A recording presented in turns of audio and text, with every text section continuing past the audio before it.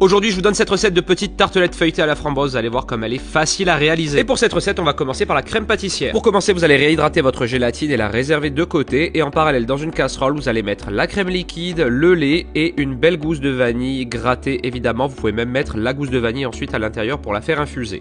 En parallèle, vous allez mettre vos jaunes et votre sucre dans un saladier et bien les mélanger. Et vous ajoutez ensuite la farine et la maïzena. Vous mélangez de nouveau. Puis vous portez votre lait, votre crème à frémissement. Vous en versez une partie sur le mélange de jaune, de sucre, farine, maïzena. Vous remettez le tout dans la casserole et vous cuisez jusqu'à épaississement. Lorsque ça épaissit, vous continuez bien à mélanger au moins 1 minute pour cuire la farine. En dehors du feu, vous ajoutez la gélatine, le beurre et le mascarpone et vous mélangez bien jusqu'à avoir quelque chose de très homogène. On débarrasse ensuite le tout dans un moule à fond plat pour accélérer le refroidissement. On filme au contact pour éviter que ça fasse une croûte et on laisse au frais au moins 4 heures. Passé ces 4 heures, on récupère la crème. Vous allez vous apercevoir qu'elle est extrêmement gélifiée, mais elle va atteindre sa texture finale lorsqu'elle aura été battue 5 bonnes minutes au batteur électrique. On la réserve ensuite dans une poche à douille jusqu'à utilisation. On va maintenant réaliser nos petits fonds feuilletés. Pour ça, vous allez prendre un paquet de feuilles de briques dans le commerce et vous allez badigeonner de beurre fondu et de sucre glace chaque épaisseur. Vous allez reproduire cette opération entre 6 et 8 fois en fonction du nombre de couches croustillantes que vous voulez avoir, mais le plus important c'est de ne pas en mettre sur la dernière feuille de brique, comme vous le voyez ici. Et ensuite vous allez détailler tout ça avec des cercles de la taille dont vous aurez besoin pour votre recette. Moi je vais vous donner une petite astuce pour faire les jolies fleurs que vous avez vues au début. Vous détaillez des cercles de